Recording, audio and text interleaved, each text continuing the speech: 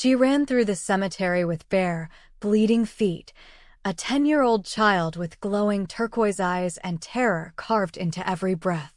Her stepfather was 20 seconds behind her, shouting her name like a curse. She stumbled down stone steps that shouldn't exist, through a door that opened to her touch alone, and burst into a throne room where shadows breathed and candles burned with crimson flame. Without understanding what she was doing, she walked straight to the pale figure seated on an obsidian throne and dropped to her knees. What she whispered made every vampire in the chamber go still. The silver-haired king stood up, looked past her at the mortal man in the doorway, and spoke 2 words that shattered centuries of vampire law. "She's mine." Fear tasted like copper and salt. Maya knew this because she'd been crying for the last 3 hours, blood from her split cheek mixing with tears.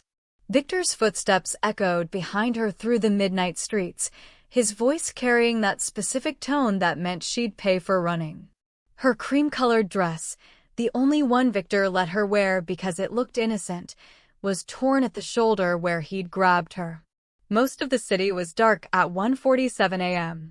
But Maya's eyes saw things other people didn't.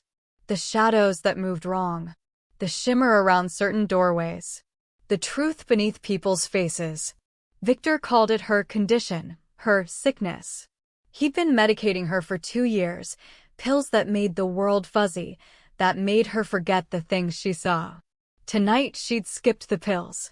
Tonight she'd seen what Victor really was underneath his stepfather mask, and she'd run. Now those same cursed eyes showed her something impossible. Stone steps descending between 2 mausoleums in the old cemetery, steps that glowed faintly with symbols she couldn't read, but somehow understood meant sanctuary. Behind her, Victor's flashlight beam cut through the fog. "Maya, get back here, you ungrateful little." She didn't think. She ran down those steps into impossible darkness. The air changed immediately. Warmer. Thicker. Scented with something ancient and sweet, like incense and old roses, and underneath it all, copper. The darkness receded as her eyes adjusted, revealing a vast chamber that couldn't possibly exist beneath the cemetery. Vaulted ceilings disappeared into shadow. Candles burned in iron sconces along stone walls, their flames flickering crimson instead of orange. And everywhere, people. No, not people. Maya's gift stripped away their beautiful human masks in waves of revelation. The woman in the emerald gown had eyes like a cat and fingers that ended in claws. The man by the pillar was too tall, his limbs too long, his smile showing too many teeth. A couple near the wall turned toward her in perfect synchronization, their faces momentarily skull-like in the candlelight before beauty reasserted itself. She'd stumbled into something from her nightmares. Except her nightmares had never felt this real. "Child." A woman appeared, pale and elegant in black silk, her voice like velvet over steel. "This is the Crimson Court. Mortals are not permitted. How did you?" "Maya." Victor's roar echoed down the stone steps behind her. She heard his footsteps, heavy and furious. In seconds, he'd be through that door. In seconds, he'd drag her back upstairs, back to the locked room, back to the pills and the punishments and the thing he did when he thought she was too drugged to remember. Maya's eyes swept the chamber desperately and locked onto the figure at the far end. A throne. Black as midnight, carved from a single piece of obsidian, and on it sat a man who made every other being in the room look like a pale imitation. Long platinum hair fell past his shoulders, framing a face of inhuman perfection, sharp cheekbones, full lips, and eyes so pale they seemed to hold entire moons. He wore purple and black, silver embroidery catching the light like frost. He held a crystal goblet filled with something dark, and he watched her with the patient attention of something very old and very powerful. Her gift showed her his truth, 8 centuries of memory stacked like layers of sediment, battles and blood and losses carved into his very essence. A king. Ancient. Deadly. And somehow, despite the monster he was, when those pale eyes met hers, she didn't see hunger. She saw recognition. The door burst open behind her. I said. Victor stopped, his flashlight sweeping across impossible architecture, across two beautiful faces that turned toward him with predatory interest. What the hell? Maya didn't look back. Her bleeding feet carried her forward past tables where vampires sat frozen mid-conversation, past guards in dark armor who tensed but didn't move to stop her. She walked straight to that obsidian throne and fell to her knees, her small hands gripping the hem of the king's coat. "Please," she whispered, her voice breaking. "Please hide me." The chamber went absolutely silent. The vampire king studied her for a long moment. Then his hand, cold, gentle, touched the top of her head. "Look at me, child." Maya lifted her eyes. Up close, she could see the weight of centuries in his gaze, the careful calculation of someone who'd watched kingdoms rise and fall. But there was something else there too, something her gift read in the flash of memory. A daughter, long ago, lost to plague. Grief so old it had calcified into stone. "You see, don't you?" His voice was soft, almost wondering. "Your eyes, the seer's gift. Extinct for 300 years, and here you are, bleeding on my floor." "I don't know what that means," Maya said. I can't go back to him. Please. The girl is mine." Victor's voice, sharp with the authority of a police officer, cut through the moment. His boots echoed on the stone as he strode forward, badge held high. "I'm her legal guardian. I don't know what kind of club this is, but you're harboring a minor." The vampire king rose from his throne. He didn't move quickly, but every vampire in the chamber immediately knelt. The temperature dropped 10 degrees. Shadows writhed along the walls as if responding to his mood. "You enter my court," the king said softly. "Enter a sanctuary that has stood for 800 years, that your kind cannot find unless we permit it. You track mud and mortal stench across my floor. And you dare," his voice dropped to something that resonated in Maya's bones, "you dare to claim ownership of a child who invoked the ancient law of sanctuary." Victor took a step back. His hand moved toward his gun. 20 vampires were between him and the throne before Maya could blink. "The law of innocent blood," the king continued, his eyes never leaving Victor's face, "states that any child fleeing mortal violence who crosses our threshold uninvited and speaks the word of sanctuary is under our eternal protection. This child bears marks of abuse. Her blood cries out for justice. And she asked me to hide her." The king's hand settled on Maya's shoulder. She felt power ripple through that touch, not threatening, but absolute. "I am Valerius Darien, king of the Crimson Court, lord of the northern bloodlines, keeper of the ancient law." Each title resonated with weight, with history. "And I invoke the law of innocent blood. This child is mine now. Mine to protect. Mine to shelter. Mine to raise should she choose to remain."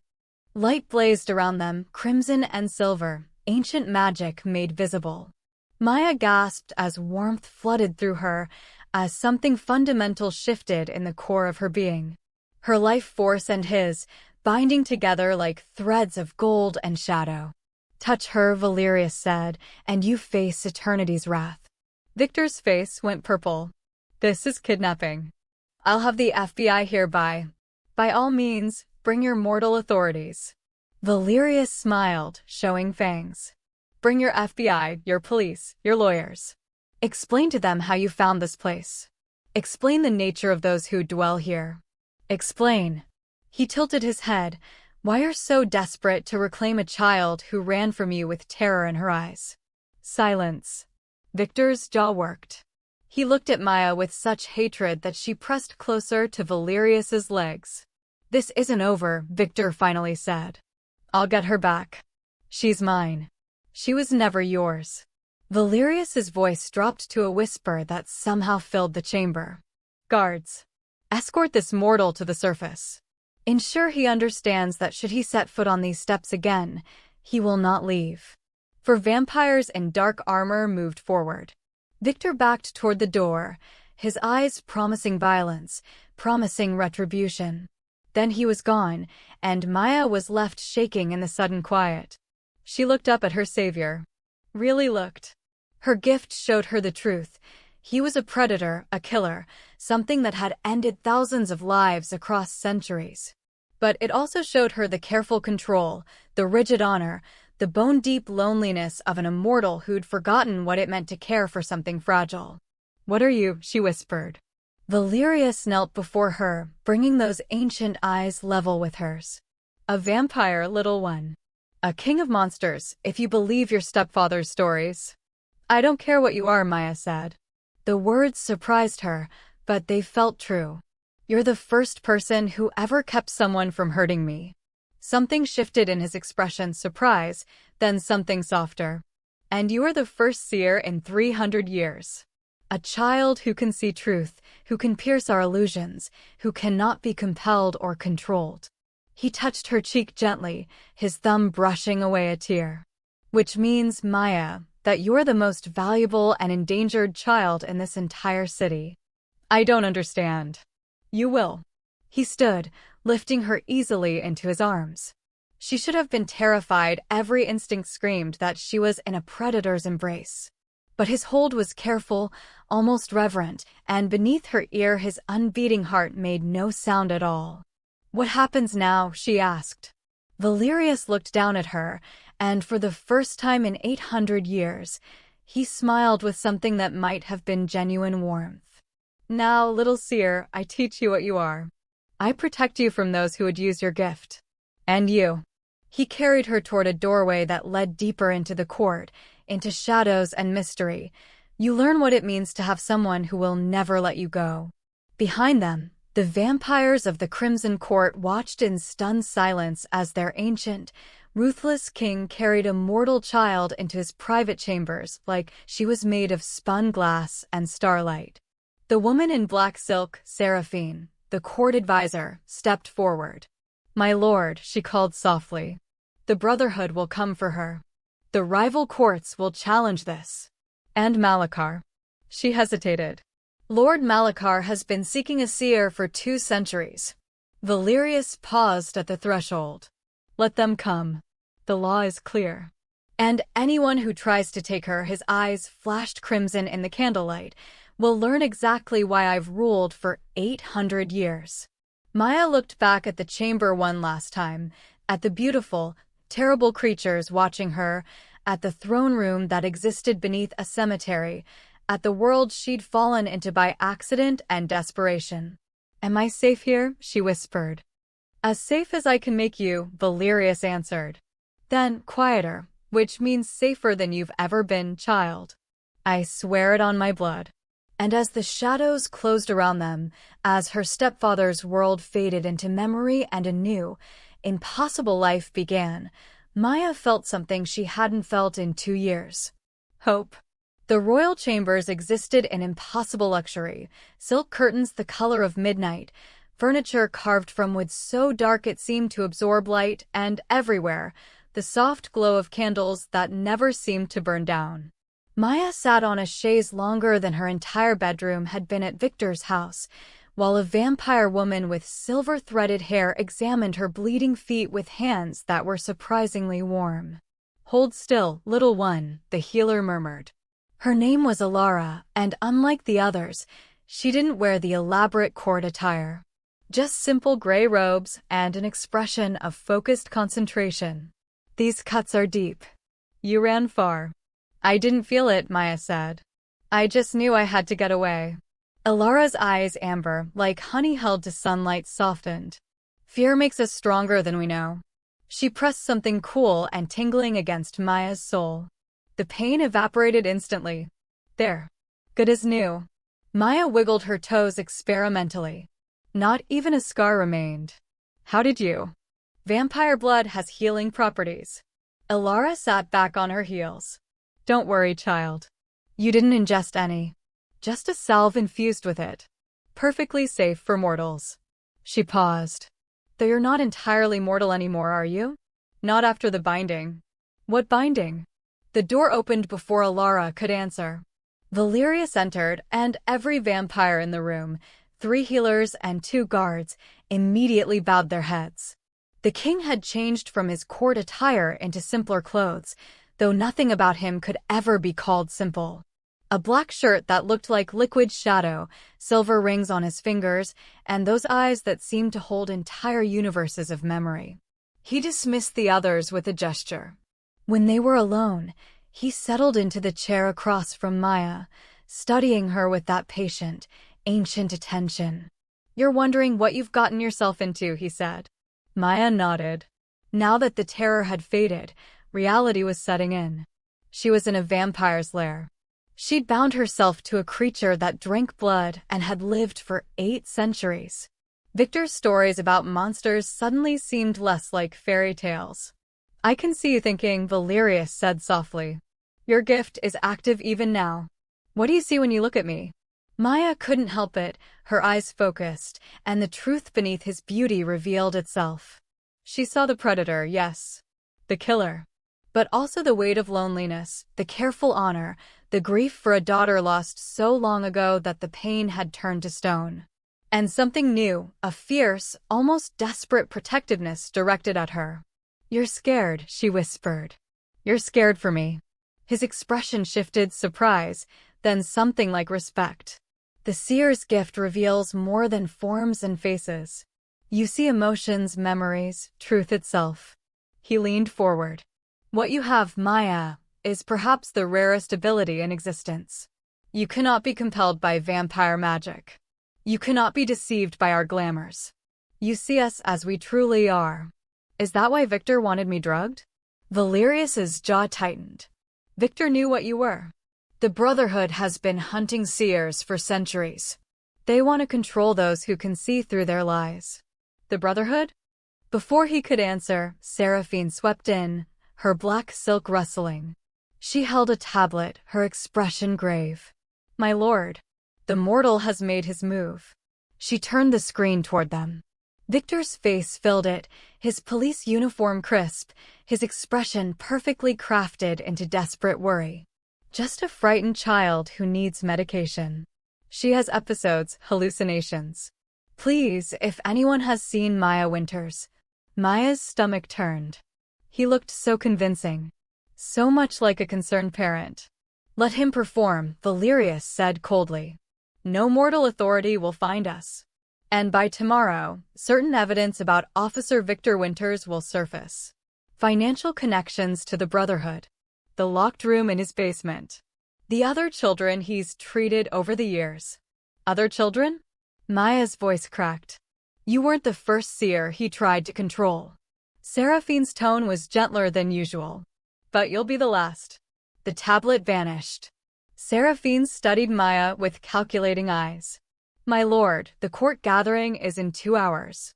If you're presenting her, she'll attend," Valerius said firmly. "The nobles need to see that she's under my protection." Maya's hands twisted in her lap. Will they try to hurt me?" "They'll try to test you."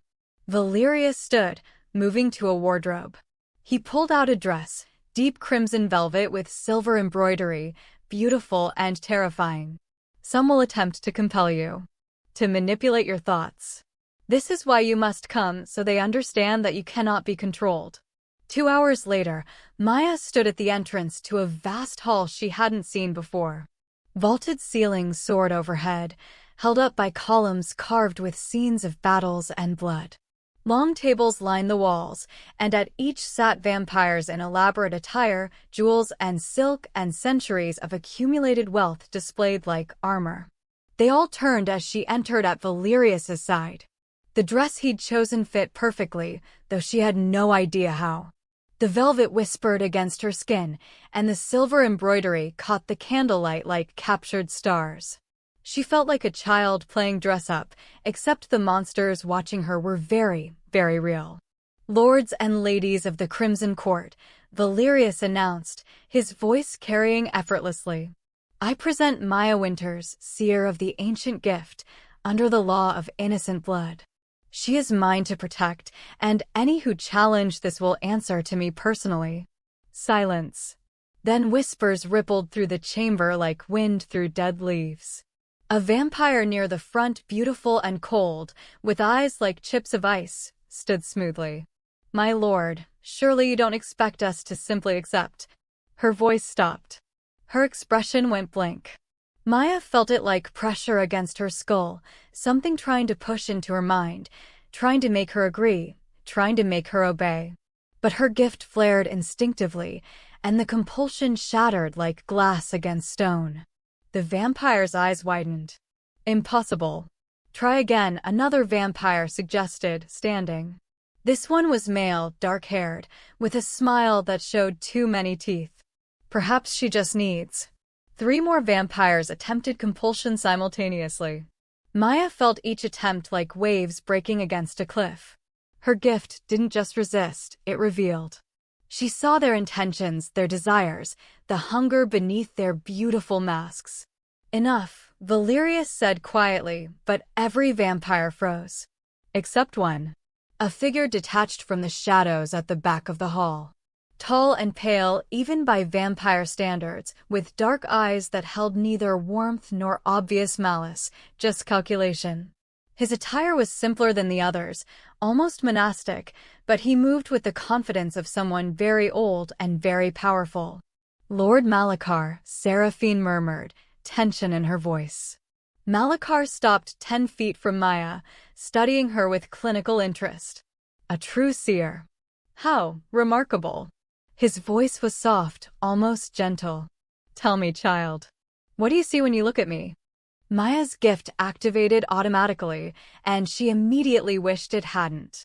Where Valerius held grief and honor, Malachar held emptiness. Not evil exactly, but a vast, calculating void where human emotion should have been. And beneath it, plans within plans, schemes stretching across centuries, and a hunger for something that made her gift recoil, an instinctive warning. I see someone who wants something from me, Maya whispered. Malachar's smile was slight but genuine, perceptive, and honest. I think, Lord Valerius, that you have acquired something far more valuable than you realize. I'm aware of her value, Valerius said coldly, which is why she'll remain here under my protection. Of course. Malachar inclined his head. But as he turned away, Maya caught the flash of his true thoughts, not through compulsion, but through her gift reading the truth beneath his courtesy. Asterisk soon, little seer. Soon you'll understand your real purpose. Asterisk. The gathered vampires began approaching then, some curious, some resentful, all unervingly beautiful and completely inhuman. Maya's gift flickered from face to face, revealing the centuries and crimes and hungers beneath each one. The sensory input increased. She saw the dark-haired vampire's victim from 1847, still haunting his memories. She saw the ice-eyed woman's collection of mortal servants, compelled to worship her. She saw too much. Suddenly, there was far too much. Every vampire in the chamber revealed their true forms simultaneously. The beautiful masks shattered, replaced by the ancient, predatory things they really were. 800 years of death and feeding and darkness crashed into her consciousness all at once. Maya gasped, staggered. The hall spun. She heard Valerius call her name, felt ancient hands catch her as she collapsed, but it was distant, drowned beneath the weight of terrible, beautiful truth. The last thing she saw before darkness claimed her was Valerius's face, genuine fear in those ancient eyes, as he lifted her against his chest. Get back, he snarled at the court. All of you. Now. Maya woke in silk sheets that smelled faintly of cedar and old roses. For a moment, she forgot where she was, then memory crashed back. The court gathering. The overwhelming cascade of vampire truths. Collapsing in Valerius's arms. She sat up slowly. The royal chambers were quiet, lit only by the eternal candles. A glass of water sat on the bedside table, and beside it, a note in elegant script, asterisk rest. I'll come for you when you wake. V asterisk. She didn't rest. Her feet carried her to the door, and, surprisingly, it opened. 2 guards in dark armor stood outside, but they didn't stop her, just fell into step behind her as she wandered deeper into the court. The corridors twisted in ways that defied geometry. She passed chambers filled with vampires engaged in activities that seemed almost mundane, reading, playing chess, engaged in quiet conversation. They watched her with careful eyes but didn't approach. Word had clearly spread about what happened at the gathering. She found him by accident, though later she'd wonder if anything was truly accidental in Valerius's domain. A massive door stood ajar, warm light spilling from within. Maya pushed it wider and stepped into the most beautiful room she'd ever seen. Books. Thousands of them. Tens of thousands. They lined walls that soared 3 stories high, filled alcoves and covered tables, ancient leather spines pressed against illuminated manuscripts and scrolls that seemed older than memory itself. The air smelled of parchment and time. The Hall of Whispers, Valerius said from somewhere above her. She looked up to find him on a second-story gallery, descending a spiral staircase with inhuman grace. Our archives. Everything the Crimson Court has learned across 8 centuries. It's beautiful, Maya breathed. It's necessary. He gestured to the shelves. Immortality without memory is just repeated mistakes. We record everything, our history, our laws, our mistakes. He paused beside a particular shelf, pulling down a slim volume bound in faded blue leather. Including this. Maya took the book carefully. The title was written in symbols her eyes couldn't quite focus on, but somehow she understood. The Last Seers, a chronicle of the gifted. Your kind weren't always rare, Valerius said quietly. 300 years ago, seers were valued.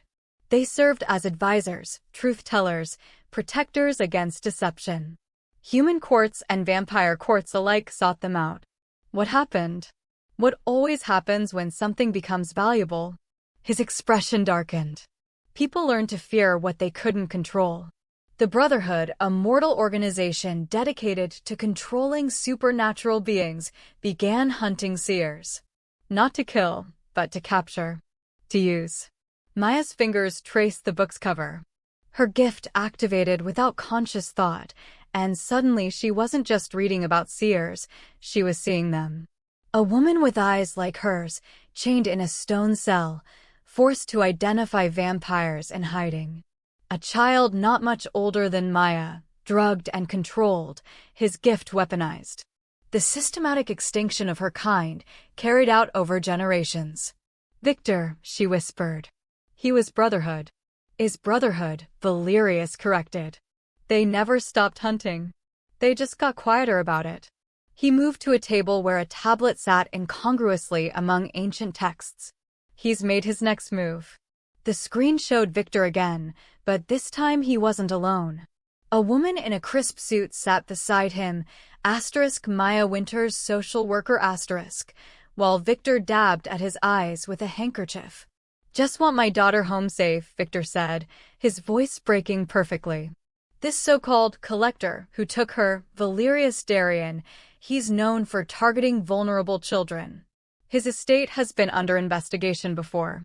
Please, Maya, if you can hear this. His estate. Maya looked up. My mortal identity owns property throughout the city. Legal, thoroughly documented, completely boring. Valerius's tone was dry. Which is now being investigated by every agency Victor could mobilize. They won't find the court, it exists between spaces, but it's inconvenient. I'm causing you problems. You're causing the Brotherhood problems, which is infinitely more satisfying. He took the tablet back. My spies report that Victor met with someone last night. Someone matching Malakar's description. Maya's blood chilled. They're working together? Malakar works with everyone and no one. He collects information, leverage, secrets. If Victor offered him access to a seer. Valerius didn't finish the thought. Voices echoed from deeper in the archives. Maya's enhanced hearing caught fragments. Liability we cannot afford, mortal attention. The king's obsession endangers us all. She moved toward the sound before the guards could stop her. A door stood open to a chamber where 5 vampires sat in council, Seraphine among them. They fell silent as Maya appeared in the doorway. The child should not be here, one of them said coldly. Male, silver-haired, with eyes like winter frost. Why not? Maya stepped forward. You're talking about me. Maya, Seraphine began. No. The word came out stronger than she expected. I heard what you said. That I'm a liability. That I'm not worth the risk. She looked at each of them in turn. You're right. I don't understand your laws. I don't know your politics. But I know what I am, and I know what they'll do if they catch me.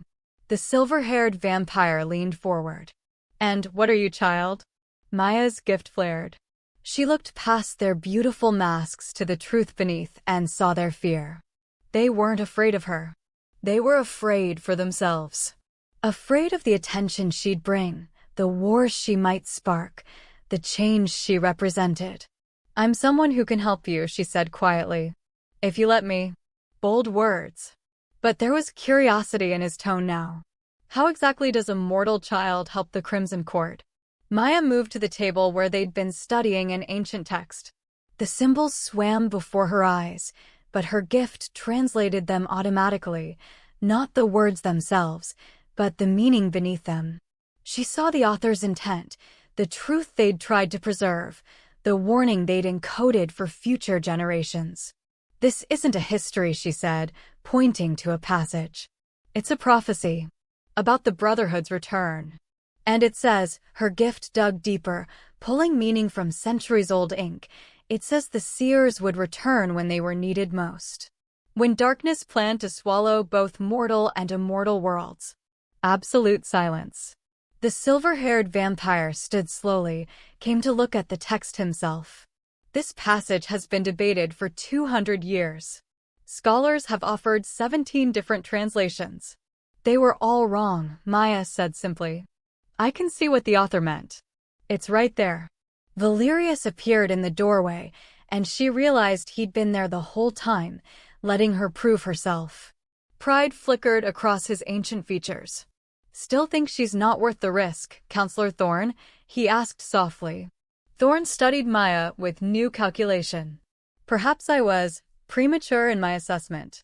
Later, after the council had dismissed with grudging acceptance, Maya found Valerius alone in the Hall of Whispers. He stood before a portrait she hadn't noticed before, a young woman with dark hair and a gentle smile, wearing medieval dress. Your daughter, Maya said. Elise. His voice was soft. She was 8 when the plague took her. I was mortal then, newly knighted, useless to save her. His hand reached toward the portrait, but didn't quite touch it. I became what I am searching for ways to bring her back. By the time I learned it was impossible, I'd already lost my humanity. Maya moved to stand beside him. Why did you save me? You don't even know me. Valerius was quiet for a long moment. When he finally looked down at her, his ancient eyes held something raw and honest. Because no child should know the fear I saw in your eyes, he said simply. I failed my daughter. I cannot fail you. Maya's hand found his cold, steady, absolutely solid. You won't. The document spread across Valerius's desk told a story that made Maya's stomach turn. Photographs of children, some smiling in school pictures, others caught mid-scream in surveillance footage. Names, ages, gifts. All of them had passed through Victor's hands at some point. 12 confirmed cases, Seraphine said, her elegant fingers sorting through the files. Going back 6 years. All children exhibiting supernatural abilities or sensitivities. All placed with Victor through the foster system. Where are they now? Maya asked, though part of her already knew the answer. Valerius's expression was carved from stone. Sold. To vampire courts, werewolf packs, fae collectors. Anyone willing to pay for a gifted child.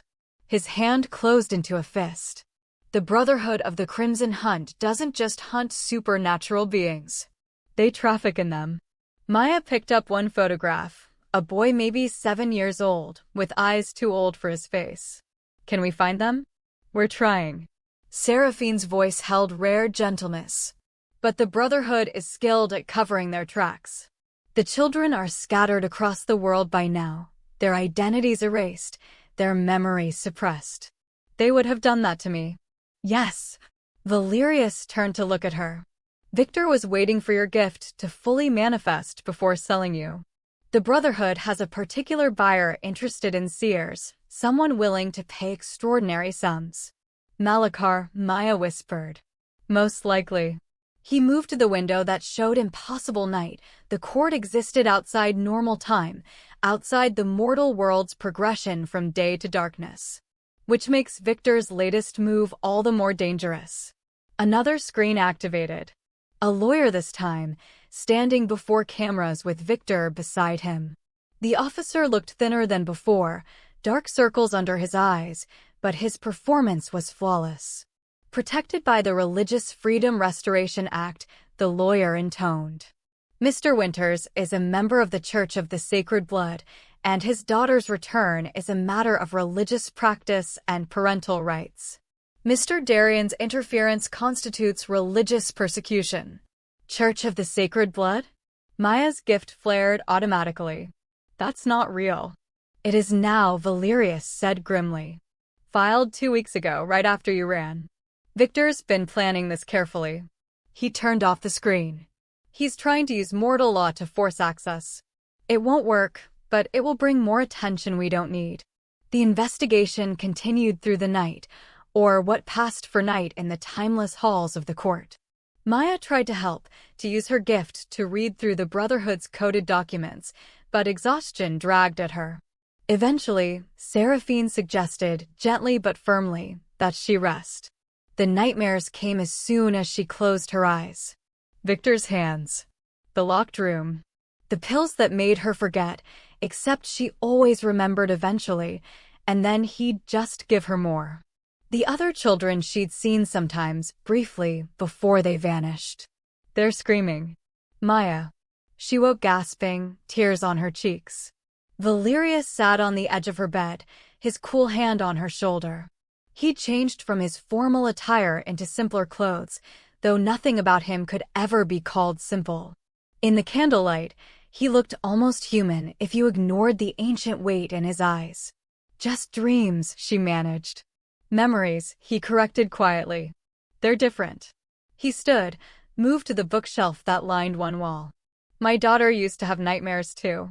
After her mother died, she'd wake screaming. He pulled down a volume bound in faded leather. I'd read to her until she fell asleep again. Maya sat up, pulling her knees to her chest. What did you read? Stories from my campaigns.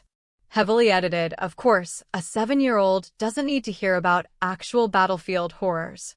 A slight smile touched his lips. I made myself the hero. Slaying dragons, rescuing maidens, that sort of thing. Were you? The hero? His smile faded. No. I was a knight in service to a cruel lord, killing whoever he pointed me at. But in the stories I told Elise, I was better than I was. Perhaps that's what fathers do, pretend to be the men their children need them to be. He settled into the chair beside her bed, opening the book. His voice, ancient and rich, filled the room with tales of vampire wars and political intrigue, of the court's founding and the laws that governed their kind. Not children's stories, but he told them like they were finding the honor in old battles, the justice in harsh decisions. Maya's eyes were drifting closed when he paused mid-sentence. Tell me about your family, she murmured. Your real family. Before. Silence stretched. Then, I had a wife, Elena. A healer's daughter, too clever for a rough night, but she loved me anyway. We had Elise, and for 8 years, I was the happiest man in England. His voice went distant. The plague came in summer. Elena died first, trying to save others. Elise 3 days later. I held her as the fever took her, and I would have given anything, my soul, my life, everything to save her. But you couldn't. No. So instead, I gave everything to become strong enough that I'd never be helpless again. He closed the book. I've spent 800 years building power, gathering influence, ensuring nothing could threaten what was mine. And still I failed. Because what was mine was long dead, and all the power in the world can't change the past. Maya reached out, her small hand covering his cold one. Maybe you can't change the past, But you changed my future. That has to count for something. His fingers closed gently around hers. Perhaps it does, little one. She fell asleep to the sound of his voice reading again, weaving tales of honor and protection into the darkness. The attack came 3 days later. Maya was in the Hall of Whispers, studying a text on seer history under Alara's supervision. The healer had become an unofficial tutor, patient with Maya's questions and skilled at explaining vampire society in terms a 10-year-old could understand. So the compulsion magic only works on mortals? Maya asked. On most mortals, Alara corrected. Those with certain mental disciplines can resist it. And you, of course, are immune. She smiled. Which makes you quite. The servant entered with tea. Young, pretty, with nervous hands and downcast eyes. Maya had seen her before, bringing meals, tidying chambers. Her gift flickered over the woman automatically, a habit now. And stopped. The beautiful mask was perfect. But beneath it, Maya saw something else entirely. Wrong age. Wrong memories. A man, not a woman. Brotherhood training. And worse, the knife hidden in her sleeve, poisoned with something designed to kill quickly and quietly. Get back! Maya screamed. Alara moved with vampire speed, but the assassin was already lunging. The knife flashed toward Maya's throat. She threw herself sideways, felt the blade whisper past her skin so close it drew blood. Then Valerius was there. He appeared between them like darkness given form, catching the assassin's wrist with a grip that made bones crack audibly. The knife clattered to the floor. The glamour shattered, revealing a hard-faced man with Brotherhood tattoos snaking up his arms. Bold, Valerius said softly. His voice held the kind of cold that came before killing blizzards. Foolish, but bold. The man spat at him. The seer belongs to the Brotherhood. You're just keeping her warm for us, vampire. Valerius's smile showed every fang. Tell me who sent you. Kill me. I won't. I'm not going to kill you. Valerius's free hand moved to the man's face, fingers spreading across his temples. I'm going to look inside your mind and take everything you know. Every Brotherhood safe house. Every member. Every child you've stolen. And then his eyes flashed crimson. Then I'm going to make sure you live long enough to regret stepping foot in my court. Maya turned away as Valerius's power surged. The man's screams echoed through the Hall of Whispers, cutting off abruptly after a moment that felt eternal. When she finally looked back, the assassin lay unconscious on the floor. Valerius stood over him, breathing hard, or at least mimicking breath. His hands shook slightly, and Maya realized it was rage barely contained. Take him to the deep cells, he ordered the guards who'd appeared. I want him alive. I want him aware of every moment. He turned to Maya, and his expression shifted instantly to concern. Are you hurt? Just a scratch. But now that the danger had passed, she was shaking. Her knees gave out, and Valerius caught her before she could fall. He lifted her into his arms, carried her from the hall while giving orders to Seraphine about lockdown protocols and security sweeps. Maya pressed her face against his shoulder, breathing in his scent of cedar and old roses and something indefinably ancient. I'm sorry, she whispered. I'm sorry, I'm so much trouble. Valerius stopped walking. He tilted her chin up with one finger, making her meet those ancient, pale eyes. You are no trouble, he said quietly. You are my ward. And I have waited 800 years to have someone to protect again. His thumb brushed away a tear she hadn't realized she'd shed. They will not touch you, Maya. Not the Brotherhood, not Malachar, not God himself. I swear it on every drop of blood I've spilled across 8 centuries. Maya believed him. His truth was written in every line of his face, visible to her gift, not obsession, not possession, but genuine care mixed with ancient grief finally given purpose. What happens now? She asked. Valerius's smile was cold and sharp and absolutely merciless. Now I remind the Brotherhood exactly why you don't threaten what belongs to the Crimson Court. The emergency council gathered within an hour, filling the throne room with beautiful, agitated immortals. Maya stood at Valerius's side, acutely aware of every predatory gaze fixed upon her. The assassination attempt had shattered the fragile acceptance she'd begun to build. "This is exactly what we feared," Counselor Thorne announced, his winter frost eyes hard. "The child draws our enemies like blood in water. The Brotherhood will not stop with one assassin." "Then we eliminate the Brotherhood," Valerius said coldly. "And start a war that's been brewing for 3 centuries?" A woman stepped forward, and Maya's breath caught. She was perhaps the most beautiful vampire Maya had seen, hair like spun gold, features that could have been carved by Renaissance masters, wearing emerald silk that matched her serpentine eyes. Lady Morgana. Even without her gift, Maya would have recognized the danger radiating from her. "My lord, we must be practical. The mortal authorities are at our gates. The Brotherhood grows bolder. Perhaps. Choose your next words carefully," Valerius warned. Morgana's smile was poisonous grace. "Perhaps we should consider returning the child. With appropriate protections, of course. Negotiate a treaty with her stepfather, ensure her safety through legal channels." "You mean surrender her to the people who would chain and sell her," Seraphine interrupted sharply. "I mean protect 800 years of careful secrecy," Morgana countered.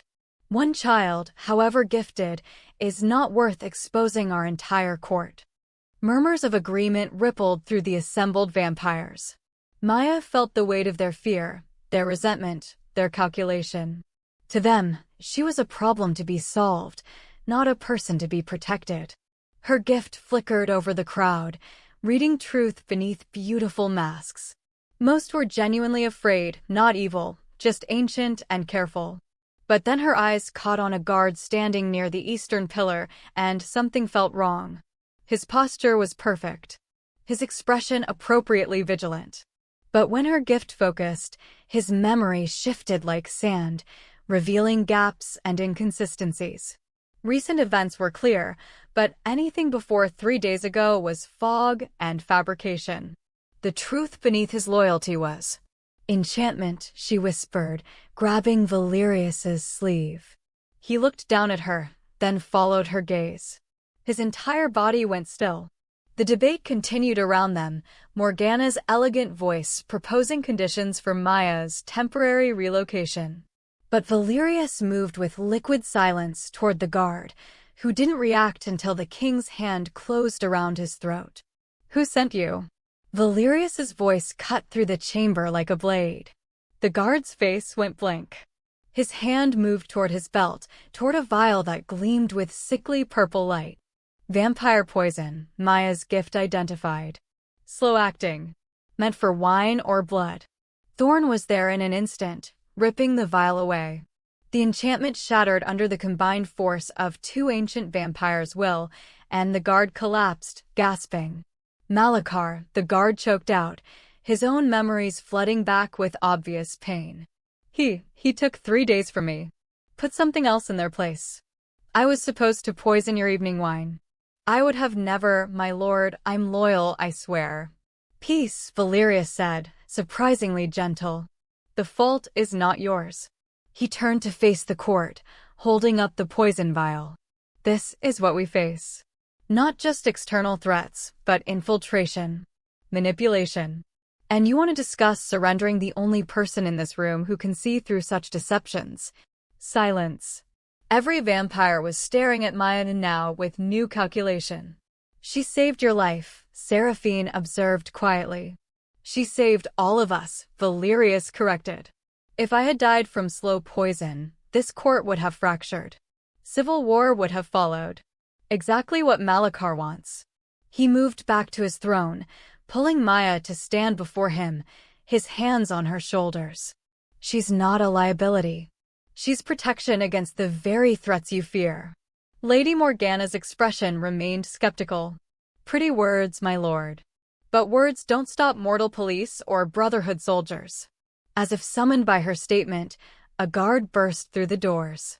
"My lord, the Surface Estate, there's a situation." The monitors in Valerius's study showed what Maya had been dreading. Victor stood before the brownstone that served as the court's public face, surrounded by police cars and a woman in a severe suit carrying official documentation. Child Protective Services. Mr. Darien, the woman called toward the building's camera. This is Sandra Chin with CPS. We have a court order for the immediate return of Maya Winters to protective custody. You have 10 minutes to comply before we obtain a warrant to enter the premises. They can't find the real court, Seraphine said, but they can make our mortal operations very difficult. Valerius's jaw tightened. His fingers drummed once against the desk, the only sign of agitation Maya had seen from him. 800 years of existence and mortal bureaucracy might succeed where assassins had failed. Wait, Seraphine breathed, her fingers flying across an ancient text she'd pulled from the shelf. There's precedent. The Treaty of Shadows, 1712. It established protocols for beings caught between mortal and immortal law. She looked up, something like hope in her ancient eyes. A seer isn't fully mortal. The gift grants supernatural status. They're considered neutral parties under the old accords. Which means, Valerius demanded. Which means mortal courts have no more jurisdiction over her than they do over us. Maya watched Victor on the screen, his performance perfect, the desperate father, the concerned officer. Her gift showed her the truth beneath, cold calculation, brotherhood training, and beneath it all, fear. He was afraid of what she'd become in Valerius's care. Afraid she'd grown too strong to control. I want to go, she said suddenly. Every vampire in the room turned to stare at her. Not to him, Maya clarified. To the court. The vampire court. I want to stand before everyone who doubts me and show them what I can do. Valerius knelt before her, bringing those ancient eyes level with hers. Maya, you said I was protection, she interrupted. Let me prove it. An hour later, Maya stood before the assembled Crimson Court once more. Every noble, every ancient vampire, every creature who'd lived centuries and survived by secrets and careful lies. They watched her with hungry, calculating eyes.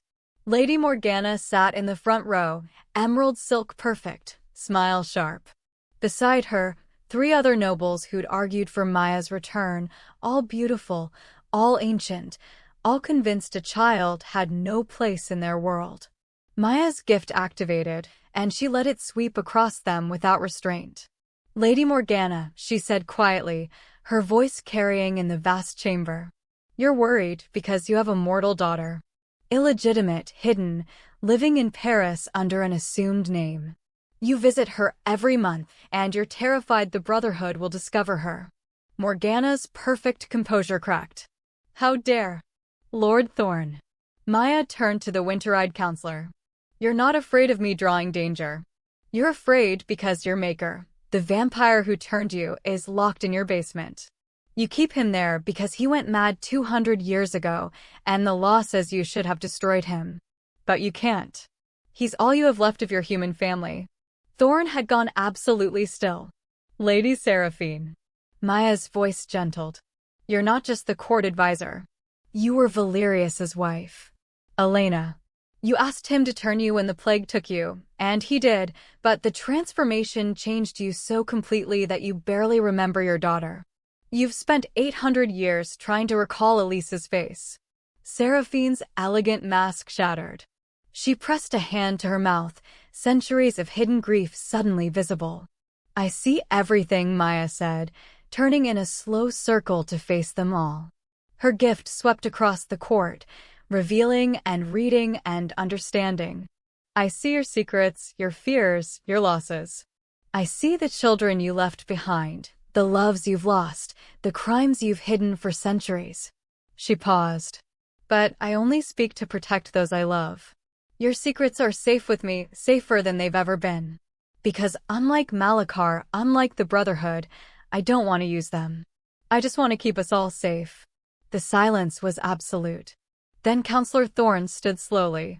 You've proven your point, child. His voice was rough. Perhaps we've been looking at this wrong. Perhaps we have, Lady Morgana agreed quietly, her serpentine eyes meeting Maya's with new respect and wariness. Valerius's hand settled on Maya's shoulder, warm with approval despite his vampire cold. Any other objections to her remaining under my protection? No one spoke. Outside, on the monitors, Victor raged at the empty brownstone. But Maya barely noticed. She'd just won her place in a court of immortal predators, not through power or threat, but through the simple, devastating truth of seeing them as they really were and choosing protection over exploitation.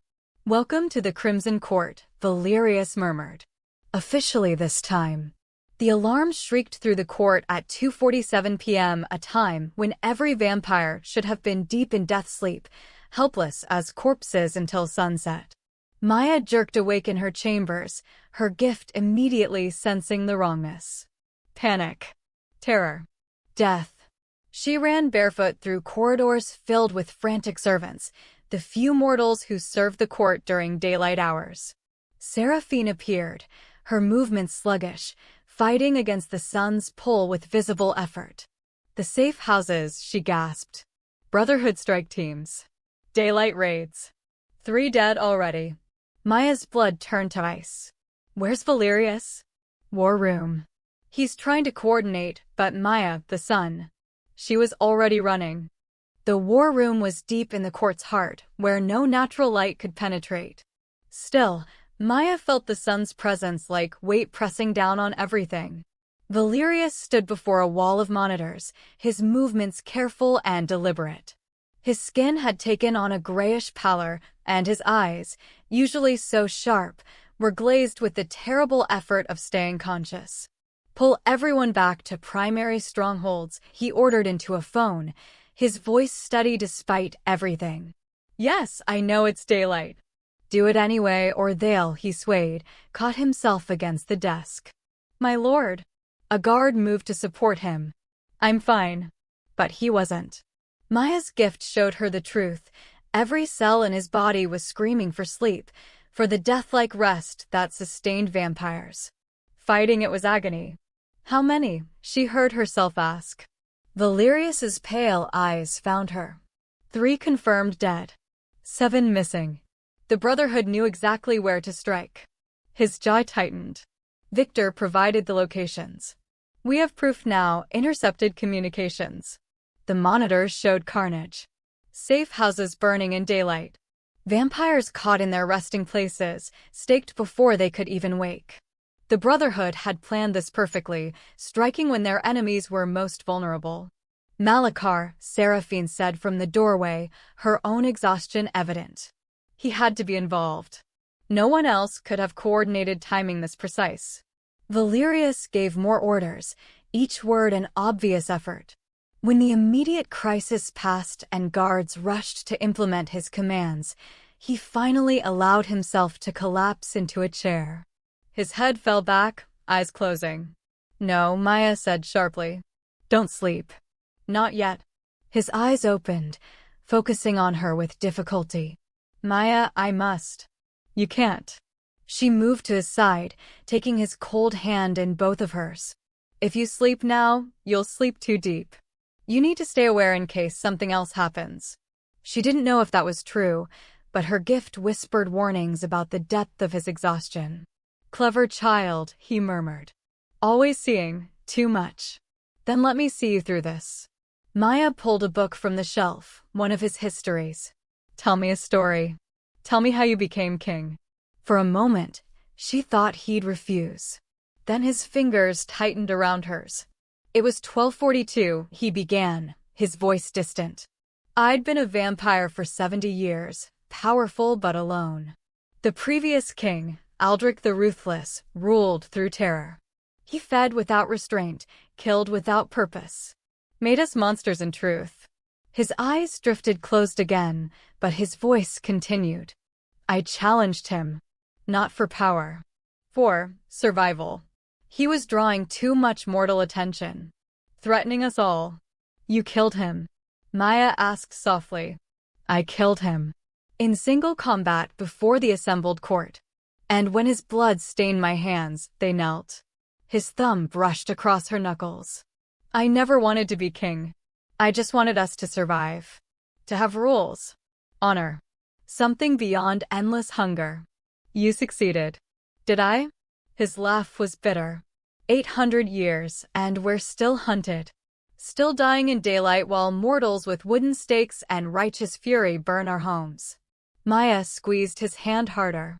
You've kept them safe for 8 centuries. That's not failure. They sat in silence, her reading passages from his own histories, him fighting the sun's pull with desperate determination. Hours crawled past. Finally, blessedly, the sun began its descent. When Valerius could finally move without agony, when color returned to his ancient features, he looked at Maya with something raw in his expression. You stayed, he said simply. Of course I stayed. The court meeting that followed was chaos. Half the nobles demanded immediate retaliation, strike Victor directly, consequences be damned. The other half, led by a shaken Lady Morgana, argued that Maya's presence endangered them all. If we return her, Morgana said, her usual elegance frayed, the attacks stop. It's logical. Maya felt the words like a physical blow. But before she could respond, Valerius rose from his throne with such cold fury that every vampire fell silent. Let me be absolutely clear, he said, his voice soft and utterly terrifying. I would burn this kingdom to ash before I let them take her. I would see every safe house destroyed, every vampire scattered, every century of careful work undone, all of it, before I surrender one child to the monsters who hunt her. His eyes swept the court. If that makes me unfit to rule, challenge me. Otherwise, we prepare for war. No one challenged. Later, in his private study, Valerius made calls across the world. Ancient voices answered, vampire lords from other kingdoms, old allies, those who owed him debts spanning centuries. By dawn, he'd assembled an army. And Maya, curled in the chair across from him, understood that she'd found something she never expected in a vampire's lair, a father who would burn the world to keep her safe. The Council of Elders arrived at midnight, and their presence made every other vampire in the court seem like children playing at immortality. 5 beings who predated kingdoms, who remembered when vampires were worshipped as gods. They moved through the halls like living history, and even Valerius, 800 years old and absolute in his power, bowed his head in respect. Malachar had called them.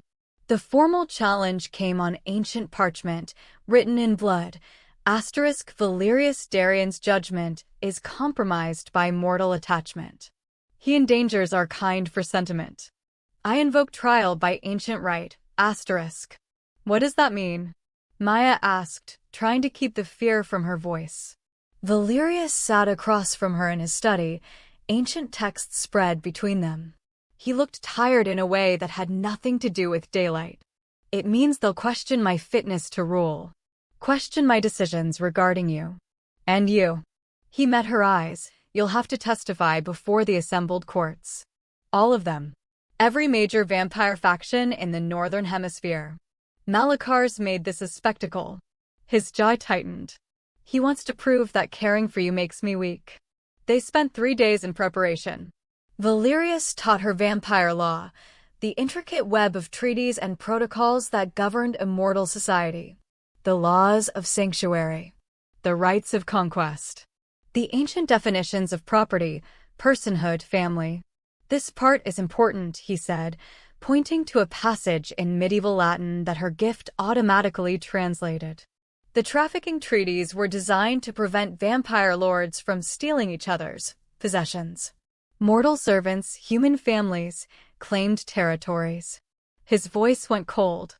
Malachar will argue you fall under these laws. That Victor's claim has legal standing. But I'm not property. To them, that's exactly what you are. He closed the book gently. We have to prove otherwise. The night before the trial, Valerius appeared in her chambers with a silver comb and ribbons the color of midnight. May I? He asked quietly. Maya nodded, not understanding until he began gathering her dark hair with surprisingly gentle hands.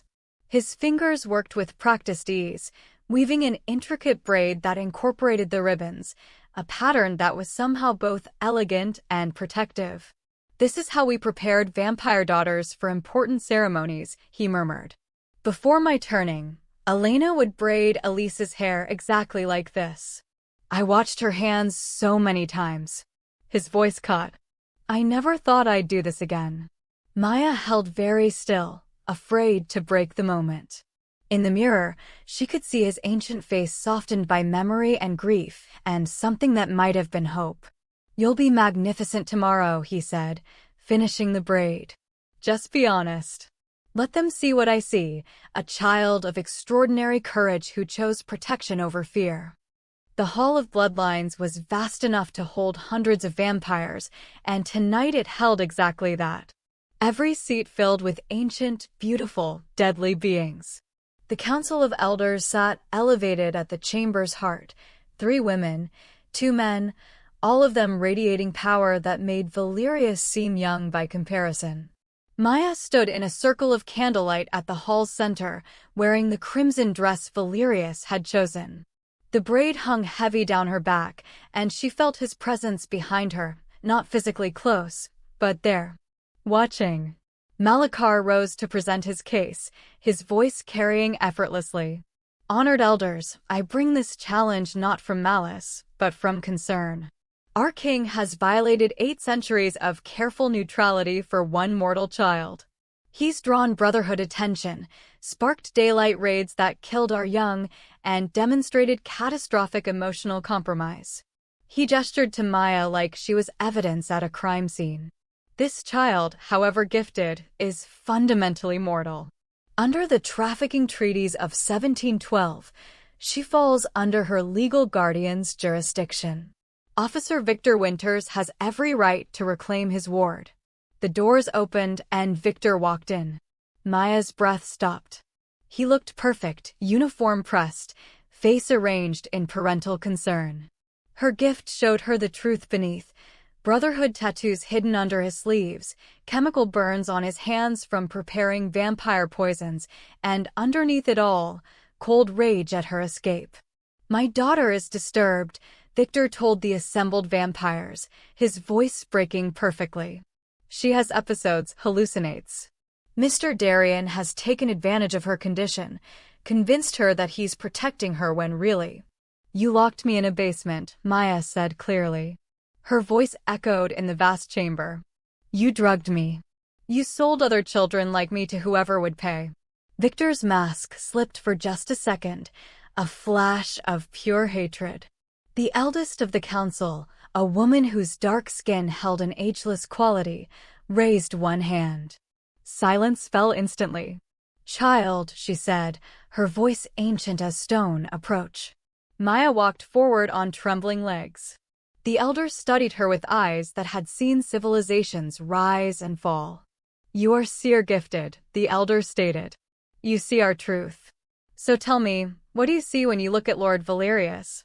Maya's gift activated automatically, showing her Valerius as he truly was. The killer. The king. The ancient predator. And beneath it all, the grieving father who'd found purpose again in protecting someone small and breakable. "I see someone who chose to save me when he didn't have to," Maya said quietly. "I see 800 years of honor and loneliness. I see someone who's been strong for so long that everyone forgot he could still be kind." "And why?" the elder asked, her voice soft but inexorable. "Do you wish to remain in a world of monsters?" Maya looked back at Valerius. His ancient eyes held hers across the chamber, steady, solid, absolutely certain. "Because the monster wasn't the vampire king who saved me," she said. "It was the human man who hurt me. And King Valerius taught me that family isn't about blood, it's about who chooses to protect you. Who you choose to protect back." She turned to face the council fully, her small shoulders squared. "I'm not property. I'm not disturbed. I'm seer gifted, and I choose to stay with the king who proved that monsters can have more humanity than humans." The silence that followed was absolute. Then the eldest elder smiled, just slightly, just enough. "Interesting," she murmured. And in that single word, Maya heard the judgment shift. The eldest elder leaned forward, her ancient eyes fixed on Maya with uncomfortable intensity. "Child, your gift shows truth. So show us Malakar's truth. What do you see when you look at him?" Maya's stomach clenched. She'd been avoiding looking directly at Malakar throughout the trial, instinctively sensing danger in those dark, calculating eyes. But now, with hundreds of vampires watching, with the elders commanding, she had no choice. Her gift activated, focusing on Malakar with full intensity. And the world exploded into horror. His memories crashed into her consciousness like a tidal wave. Not surface thoughts, not recent events, but centuries of accumulated darkness. She saw a girl, maybe 12, chained in a stone cell, her eyes glowing with seer light as Malakar sold her to a Fey lord. She saw a boy screaming as vampire venom was forced into his veins, his gift weaponized. She saw dozens of children, faces blurring together across centuries, all with eyes like hers, all taken, used, destroyed. The seers hadn't gone extinct naturally. They'd been hunted, systematically eliminated or enslaved by the vampire standing before her. "No," Maya gasped, trying to pull back. But her gift had latched on, digging deeper. She saw Malakar's ledgers, names, prices, buyers. She saw Victor 15 years ago, younger, but already cold, accepting his first payment for delivering a gifted child. She saw the network Malakar had built, Brotherhood members, corrupt officials, vampire nobles, all trafficking in supernatural children. And her gift, overwhelmed by the magnitude of horror, did something it had never done before. It projected.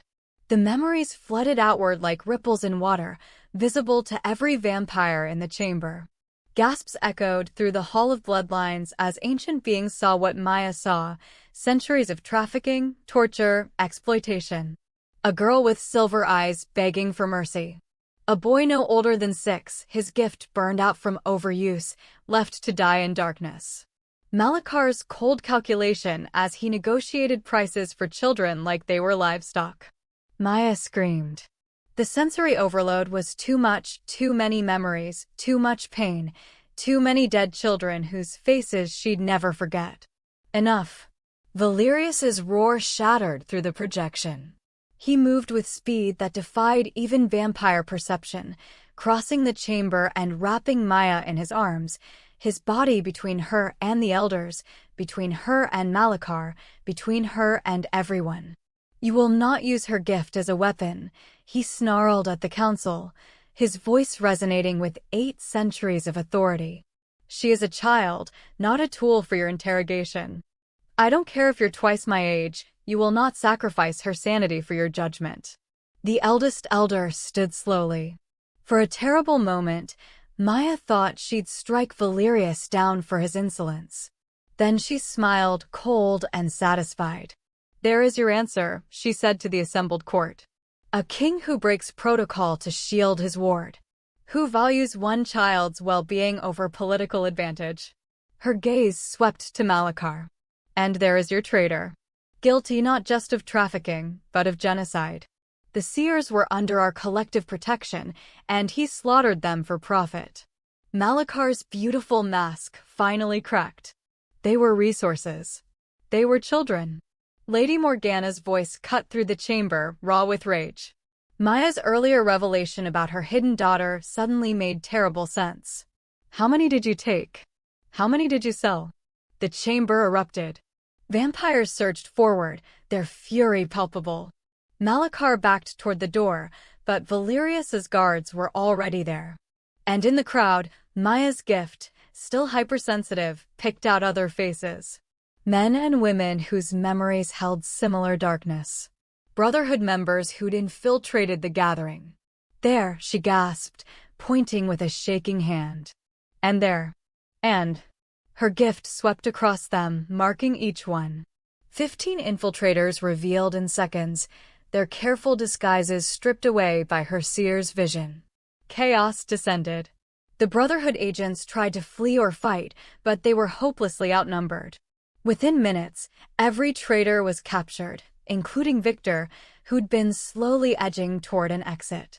Through it all, Valerius held Maya against his chest, one hand cradling her head, murmuring reassurances in a language she didn't know but somehow understood.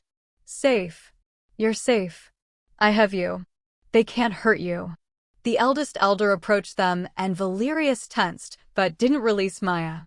The ancient vampire looked down at the shaking child, then up at the king who'd defied protocol to protect her. "The trial is concluded," she announced. "Valerius Darian's judgment is sound. His protection of this child is not weakness, it is the strength we built our laws upon. The protection of innocence." She turned to face Malachar, now restrained by 6 guards. "You, however, are guilty of high treason, genocide, and crimes against innocent blood spanning 3 centuries. The council's judgment is death." Malachar's scream of rage was cut short as the guards dragged him toward the deep cells. Victor fought against his captors, his eyes finding Maya with pure hatred. "This isn't over. The Brotherhood won't stop." "Neither will we," Valerius said quietly. And something in his tone made Victor go silent.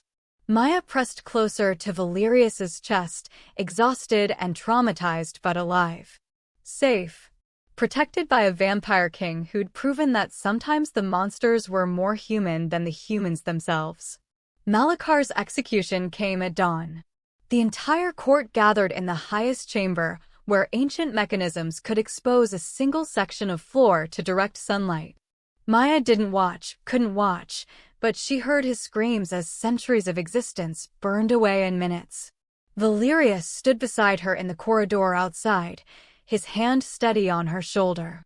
"Justice," he said quietly, "is not always gentle." Victor's fate was somehow worse. Handed to mortal authorities with overwhelming evidence, financial records, testimonies from freed victims, physical proof of his crimes, he'd spend the rest of his human life in prison. Maya felt nothing watching him dragged away in handcuffs, his perfect mask finally shattered. But as the court celebrated their victory, Maya couldn't stop thinking about the faces she'd seen in Malachar's memories. All those other children. "They're still out there," she told Valerius that night. "The ones he sold. The ones he captured. They're still suffering." Valerius studied her for a long moment. Then he called Seraphine and the Council of Elders. Maya's gift worked like nothing they'd ever seen. She connected to the memories she'd absorbed from Malachar, following threads of trafficking networks across continents. Location after location revealed itself: a compound in Romania, a mansion in Montreal, a hidden facility beneath London. The rescue operation took 3 days and involved vampire courts from 6 countries coordinating with carefully selected mortal allies. When it ended, 15 children stood in the Crimson Court's hall, frightened, traumatized, but alive. Ages 5 to 16, each bearing gifts that had made them targets. A boy who could manipulate shadows. Twin girls who shared thoughts. A teenager whose touch could heal or harm. Maya moved among them, her gift showing her their pain, but also their desperate hope. "You're safe now," she promised each one. "They can't hurt you anymore." The youngest, a 5-year-old with eyes that shifted colors, grabbed Maya's hand. "Are you the seer?" she whispered. "Yes." They said seers were all gone. Maya squeezed her hand gently. "We're not gone. We're just really good at hiding." The eldest elder approached Maya a week later, after the rescued children had been placed with carefully vetted foster families or vampire protectors who understood their gifts. "Child," the ancient vampire said, "you have choices now. The Brotherhood is broken. Victor imprisoned. You've earned your freedom." She paused. "We can place you with a mortal family, provide protection, give you the childhood you deserve. Or I can stay," Maya finished, "as Valerius's ward and our official seer. But Maya, that path means binding yourself to the immortal world. You'd be neither fully mortal nor vampire, but something between. The court's protector and advisor. It's an enormous burden for one so young." That night, Maya found Valerius in the Hall of Whispers, staring at Elise's portrait. "The elder said I could leave," she said softly. He turned, and his ancient eyes held carefully controlled emotion. "You could. You should."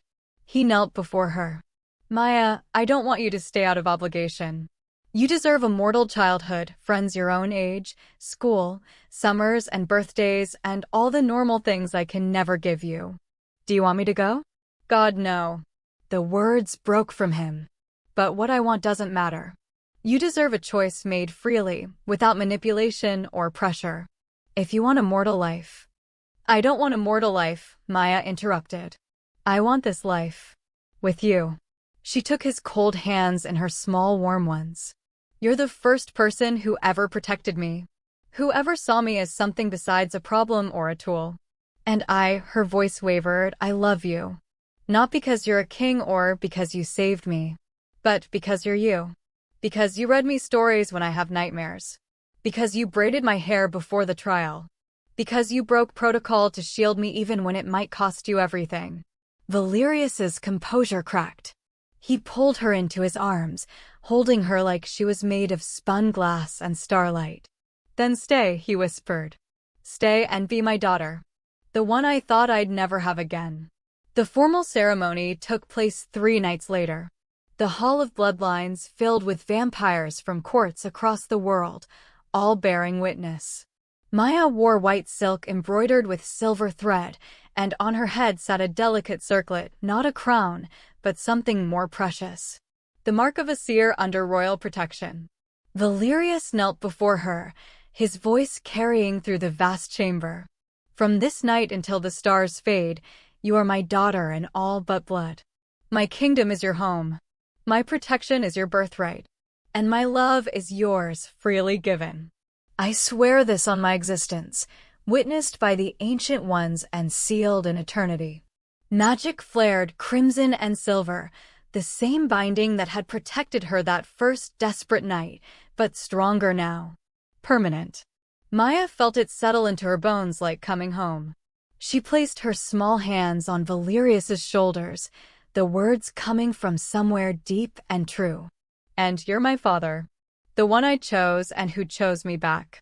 I'll be your seer, your truth-teller, your daughter. From this night forward, we're family." The binding completed with a flash of light that left everyone temporarily blind. When vision returned, Maya stood transformed, not physically, but fundamentally. The court's seer. Valerius's daughter. Protected by laws older than nations, loved by a king who'd waited 8 centuries to have someone to care for again. As the court celebrated, Valerius lifted Maya into his arms. "Ready for this life?" he asked softly.